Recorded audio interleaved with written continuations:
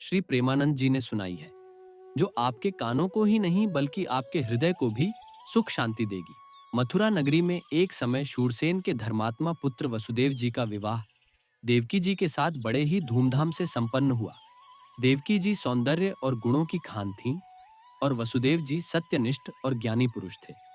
विवाह के पश्चात जब वे रथ पर सवार होकर अपने घर की ओर जा रहे थे, तो कंस, जो कि उग्रसेन का दुष्ट पुत्र और देवकी का चचेरा भाई था, अपनी बहन को प्रसन्न करने के लिए स्वयं सारथी बन गया। उसने रथ के घोड़ों की लगाम अपने हाथों में ले ली और बड़े प्रेम से रथ चलाने लगा। कंस मन ही मन सोच रहा था कि उसकी बहन कितनी भाग्यशाली है, क्योंकि उसके गर्भ से स्वयं प्रेम और आनंद के अवतार भगवान श्री कृष्ण प्रकट होने वाले हैं। देवकी जी की विदाई के समय उनके पिता ने उन्हें अनेक बहुमूल्य उपहार दिए। सोने के हारों से सजे हुए 400 हाथी, 15,000 तेजस्वी घोड़े, सोने के 1800 रथ और सुंदर वस्त्र आभूषणों से सुसज्जित 200 दासियां जो उनकी सेवा के लिए तत्पर थीं। विदाई का दृश्य बड़ा ही मंगलमय था।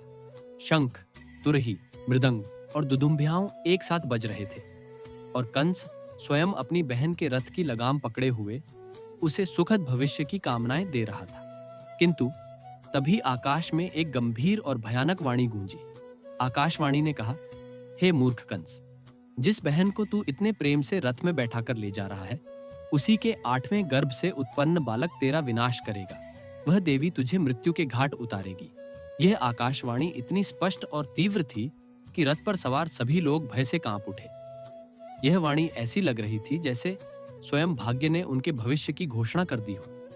कंस, जो पहले से ही अपने पिता उग्रसेन को बंदी बनाकर स्वयं मथुरा का राजा बन बैठा था, इस आकाशवाणी को सुनकर क्रोध और भय से व्याकुल हो उठा। वह पाप और अहंकार की मूर्ति था, जिसने अपनी सत्ता के मद में मर्यादाओं को भी लांघ दिया था। आकाशवाणी सुनते ही वह रथ से कूद पड़ा। उसने अपनी तलवार म्यान से निकाली और देवकी जी के सुंदर केशों को निर्दयता से पकड़ लिया। उसकी क्रूरता की कोई सीमा न रही और वह अपनी ही चचेरी बहन को मारने के लिए उद्यत हो गया। कंस का हृदय निर्दयता और पाप से भरा हुआ था। उसे यह भी ध्यान नहीं रहा कि देवकी जी तो अभी नव विवाहिता है और उनके हाथों की मेहंदी भी अभी फीकी नहीं पड़ी है। वह अत्यंत सुकुमारी थी और कंस उन्हें मारने के लिए तत्पर हो गया। तभी वसुदेव जी, जो अपनी पत्नी की रक्षा के लिए व्याकुल थे, बीच में कूद पड़े। वसुदेव जी केवल एक भक्त ही नहीं थे, वे एक महान योद्धा भी थे। उनकी वीरता और बल की ख्याति दूर दूर तक फैली हुई थी। कंस के सामने इस प्रकार कूद पड़ना किसी साधारण व्यक्ति के लिए साहस की बात नहीं थी, क्योंकि कंस अपनी शक्ति और क्रूरता के लिए जाना जाता था। वसुदेव जी ने तुरंत कंस को अपनी शक्तिशाली बाहों में जकड़ लिया और फिर उसे प्रेम और नीति के वचनों से समझाने लगे। उन्होंने कहा, राजकुमार, यह तुम क्या कर रहे हो? तुम भोजवंश के गौरव हो, कुल के दीपक हो। बड़े बड़े वीर तुम्हारे बल और पराक्रम की प्रशंसा करते हैं। ऐसे महान होकर भी तुम अपनी प्यारी बहन, जो अभी विवाह के शुभ लक्षणों से युक्त है, उसका वध करने पर क्यों तुले हो? यह अत्यंत निंदनीय कार्य है। तुम्हें ऐसा नहीं करना चाहिए। वसुदेव जी ने आगे कहा, देखो वीर, जिसने जन्म लिया है उसकी मृत्यु निश्चित है। जैसे शरीर प्रकट होता है, वैसे ही मृत्यु भी उसके साथ आती है। कभी कभी तो वह बीच में ही आ जाती है। आज या 100 वर्ष बाद मृत्यु अवश्यंभावी है। जब शरीर का अंत होता है तो आत्मा अपने कर्मों के अनुसार दूसरा शरीर धारण करके पहले शरीर को त्याग देती है। मृत्यु के समय आत्मा पहले कौन सा शरीर छोड़ती है और कौन सा ग्रहण करती है, यह एक सूक्ष्म प्रक्रिया है। जैसे चलते समय मनुष्य जब अगला पैर जमा लेता है, तभी पिछला पैर उठता है, और जैसे झोंक अगले तिनके को पकड़ लेती है, तभी पिछला छोड़ती है। उसी प्रकार शरीर छोड़ने के समय मन में एक नई आकृति बनती है, चाहे वह सुंदर मनुष्य की हो, कुत्ते की हो या गधे की, और आत्मा उसी में तन्मय हो जाती है। अंतिम श्वास ही अगले जन्म का निर्धारण करती है। इसलिए हे कंस, तुम्हें इस क्षणिक शरीर के लिए अपनी बहन का वध नहीं करना चाहिए। वसुदेव जी के इन ज्ञानपूर्ण वचनों का कंस पर क्षणिक प्रभाव पड़ा। उसने वसुदेव जी का सम्मान करते हुए देवकी जी को छोड़ दिया और अपने किए पर कुछ पश्चाताप भी किया। वसुदेव जी ने भी उसे भविष्य में ऐसा घृणित कार्य न करने की सलाह दी। कुछ समय पश्चात देवकी जी के गर्भ से एक पुत्र का जन्म हुआ। वसुदेव जी अपने वचन के अनुसार उस शिशु को कंस के पास ले गए। कंस ने उस बालक को छीनकर पत्थर पर पटक दिया और मार डाला। इस प्रकार देवकी जी के एक एक करके 6 पुत्रों को कंस ने मार डाला।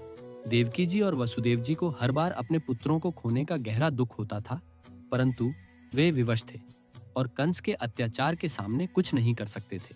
जब देवकी जी 7वीं बार गर्भवती हुई तो भगवान की माया से वह गर्भ रोहिणी के गर्भ में स्थानांतरित हो गया, जिससे देवकी जी का वह गर्भपात हो गया, ऐसा लोगों को लगा। इसके बाद 8वें गर्भ में स्वयं भगवान विष्णु पधारे। देवकी जी और वसुदेव जी को इस गर्भ से बड़ी आशा थी, परंतु कंस के भय से उनका हृदय चिंतित भी था। जब भगवान कृष्ण का जन्म हुआ तो कारागार में अद्भुत प्रकाश फैल गया। वसुदेव जी और देवकी जी ने उस दिव्य शिशु को देखा, जिसके 4 हाथ थे और जो शंख, चक्र, गदा और पद्म धारण किए हुए थे। उन्होंने समझ लिया कि यह स्वयं भगवान का अवतार है। तभी आकाशवाणी हुई, हे वसुदेव, इस बालक को तुरंत नंद बाबा के घर वृंदावन में छोड़ आओ और वहां यशोदा मैया की जो कन्या जन्मी है उसे यहाँ ले आओ। देवकी जी ने देखा, जब वे दोनों रो रहे थे कि उनकी रक्षा कौन करेगा, तभी सामने प्रभु प्रकट हो गए। देखो वसुदेव, देखो हरिमुख। देवकी जी ने वसुदेव जी से कहा, देखो देखो मेरे प्रिय, ये सामने कौन आ गया? भगवान श्री हरि, करोड़ों कामदेवों जैसे सुंदर, कोई नहीं जानता हरि के मुख की शोभा। 4 भुजाएं, चारों हाथों में शस्त्र देखकर भी विश्वास नहीं होता। आज भी हमें भरोसा नहीं हो रहा। इन्हें नंद के घर ले जाओ। वसुदेव जी, देखो सामने प्रभु प्रकट हो गए। उनकी 4 भुजाएं थीं और कमल जैसी सुंदर आभा थी। प्रभु कह रहे थे, तुम चिंता मत करो, यह हमसे बचेगा नहीं, तब तो किसी को दुख देगा, इसे हम बिल्कुल मार देंगे। तुम बिल्कुल निश्चिंत रहो, इसकी कोई ताकत नहीं। वसुदेव जी ने भी प्रभु की आज्ञा मान ली। जैसे ही भगवान ने शिशु रूप धारण किया, कारागार के सभी ताले अपने आप खुल गए। पहरेदार गहरी नींद में सो गए। घनघोर बारिश हो रही थी, लेकिन जैसे ही वसुदेव जी नवजात शिशु को लेकर बाहर निकले, शेषनाग ने अपने फन फैलाकर उन पर छाता लगा दिया। यमुना नदी भी उन्हें रास्ता देने के लिए 2 भागों में बंट गई। वसुदेव जी कठिनाइयों को पार करते हुए गोकुल पहुंचे। नंद बाबा के घर में सभी सो रहे थे। उन्होंने देखा कि यशोदा मैया ने भी एक कन्या को जन्म दिया है। वसुदेव जी ने चुपचाप अपने बालक कृष्ण को यशोदा मैया के पास रखा और उस कन्या को लेकर वापस कारागार लौट आए। कन्या को कारागार में रखकर वसुदेव जी ने फिर से अपनी बेड़ियां पहन ली और ताले लग गए। जब पहरेदारों की नींद खुली तो उन्होंने कन्या के रोने की आवाज सुनी। कंस को खबर मिली कि देवकी की 8वीं संतान पैदा हो गई है। वह क्रोधित होकर कारागार में आया और कन्या को छीनकर उसे मारने का प्रयास किया, लेकिन कन्या कंस के हाथों से छूटकर आकाश में उड़ गई और एक दिव्य देवी के रूप में प्रकट होकर बोली, हे मूर्ख कंस, मुझे मारने से कुछ नहीं होगा। तुझे मारने वाला तो पहले ही जन्म ले चुका है और सुरक्षित है। यह सुनकर कंस डर गया। उसे समझ में आ गया कि उसका अंत निश्चित है। दूसरी ओर गोकुल में भगवान श्री कृष्ण का जन्मोत्सव मनाया जा रहा था। नंद बाबा और यशोदा मैया के घर में खुशियां ही खुशियां थीं। पूरे ब्रज में आनंद छा गया।